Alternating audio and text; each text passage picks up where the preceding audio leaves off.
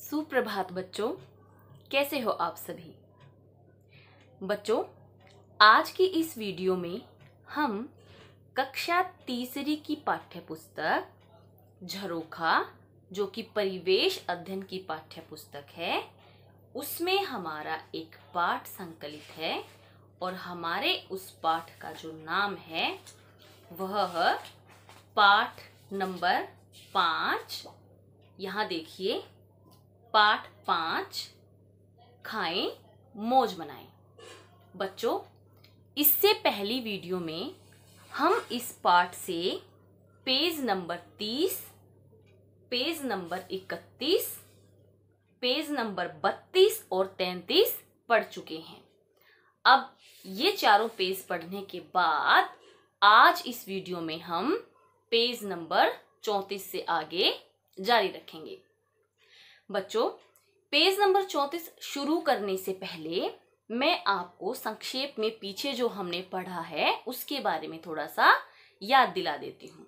बच्चों, पीछे हमने पढ़ा था, यहाँ देखिए कि अध्यापिका और सभी विद्यार्थी मिलकर स्कूल में, विद्यालय में फन डे मना रहे हैं।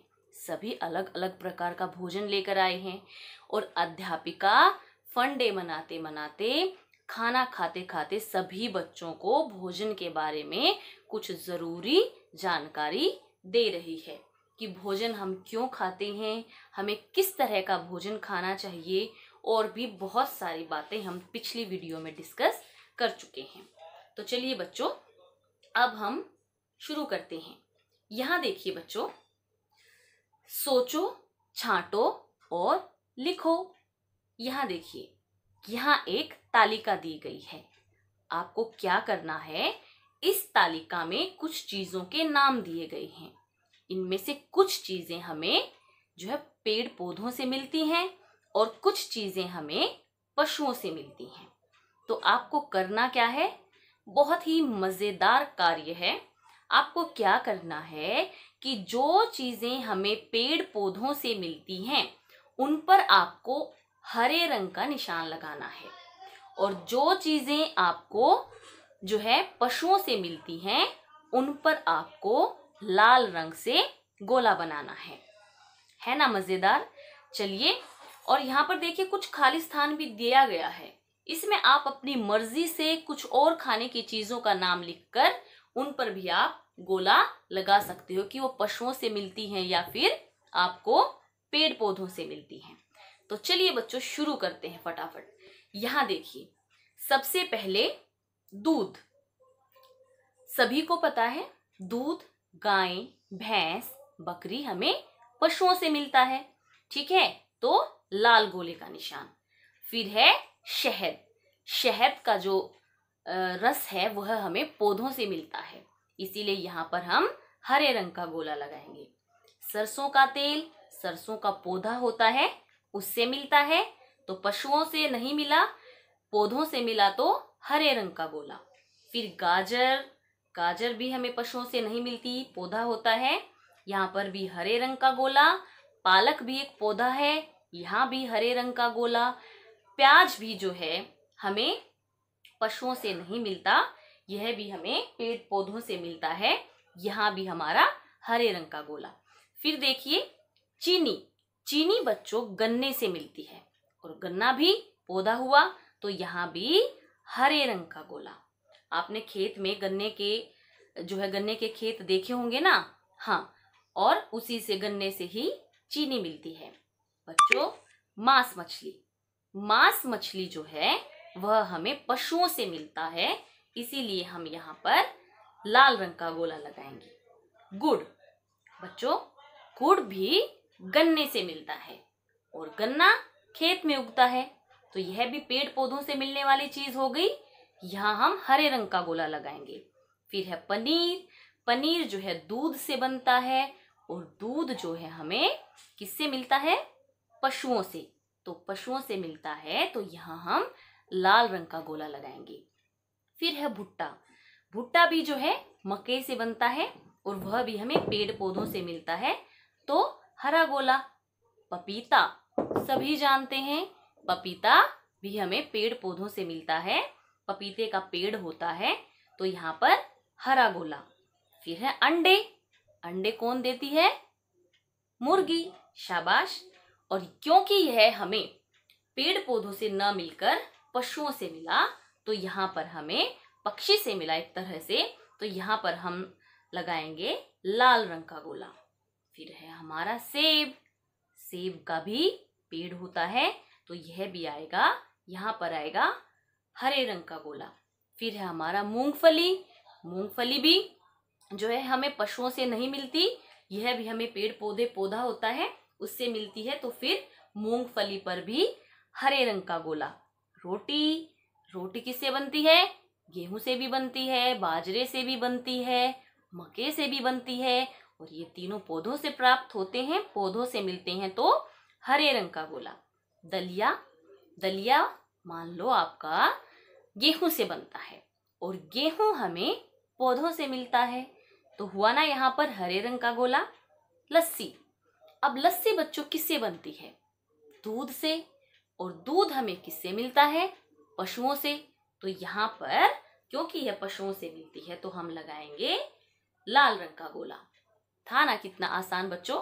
सारी चीजें आपके दैनिक जीवन से जुड़ी हुई हैं, बस आपको सोचना है और उन्हें यहाँ पर लिखना है। अब यहाँ पर हमने कुछ और चीजें लिखी हैं, जैसे चावल है, चावल पौधों से ही मिलता है तो हमने हरे रंग का गोला लगाया है। केले का पेड़ होता है, यहाँ हमने हरे रंग का गोला लगाया है।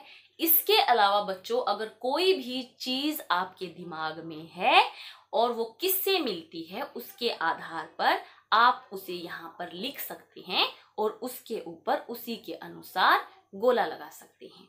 ठीक है बच्चों, अब आगे देखो, सोचो और लिखो। यहाँ पर भी आपको अपने दिमाग की कसरत करनी है। क्या सोचना है, क्या लिखना है, क्या निर्देश दिए गए हैं, देखते हैं। पेड़ पौधों और जंतुओं से मिलने वाली चीजों को हम किस प्रकार खाते हैं? तालिका में लिखो।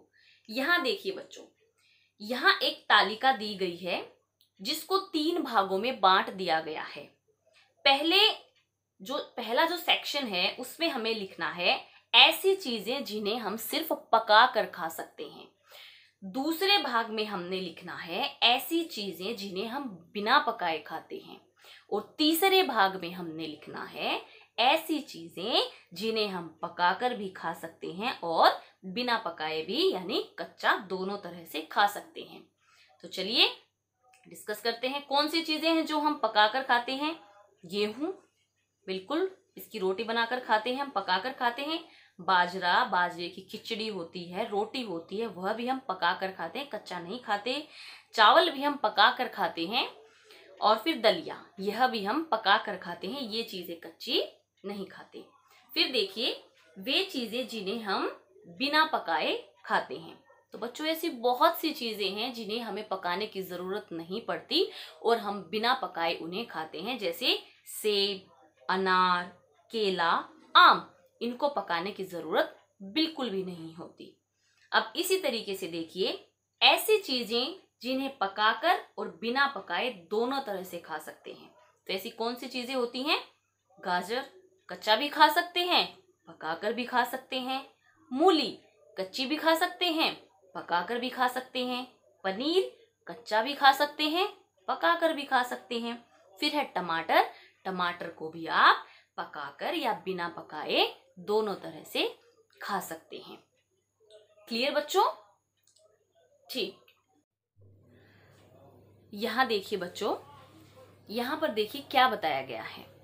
हम अनाज और दालों को पकाकर खाते हैं, जैसा मैंने आपको पिछले पेज पर बताया।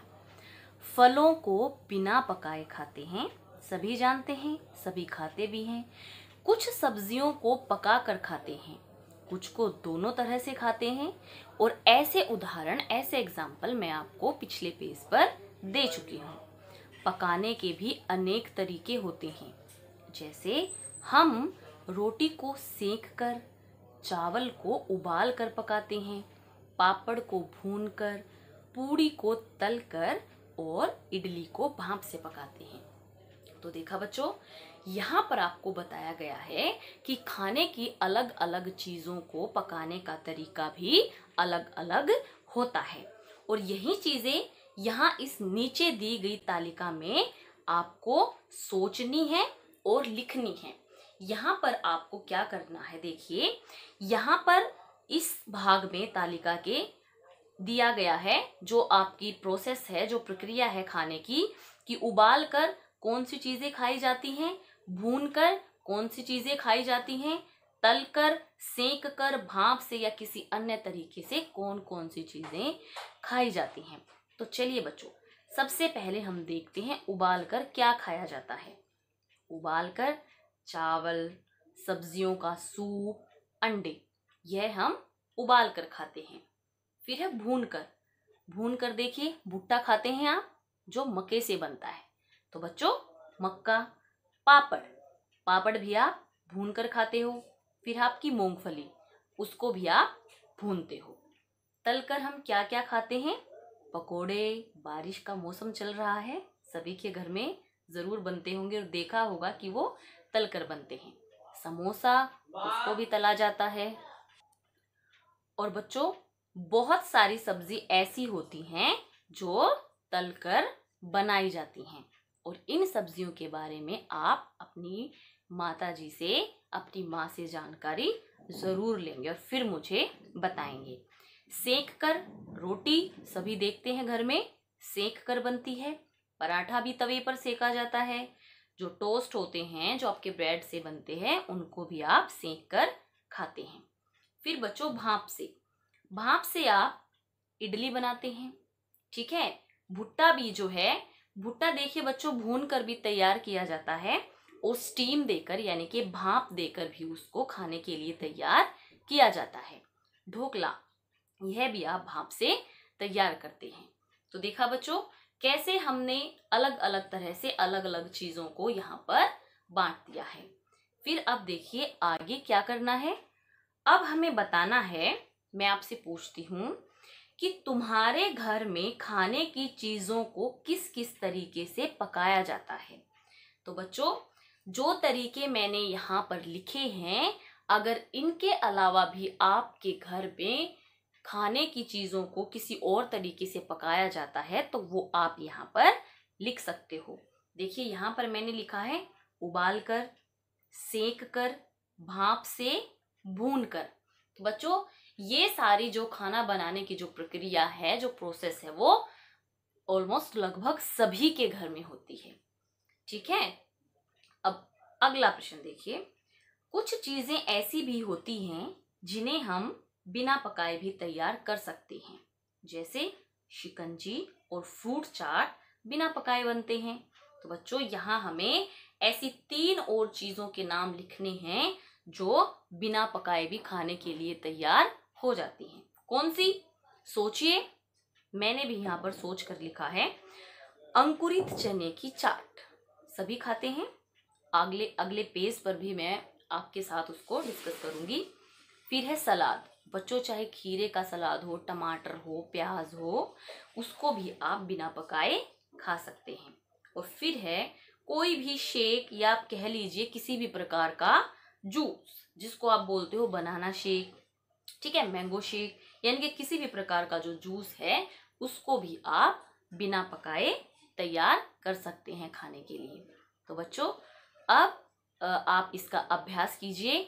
बाकी पाठ के साथ हम अगली वीडियो में मिलेंगे।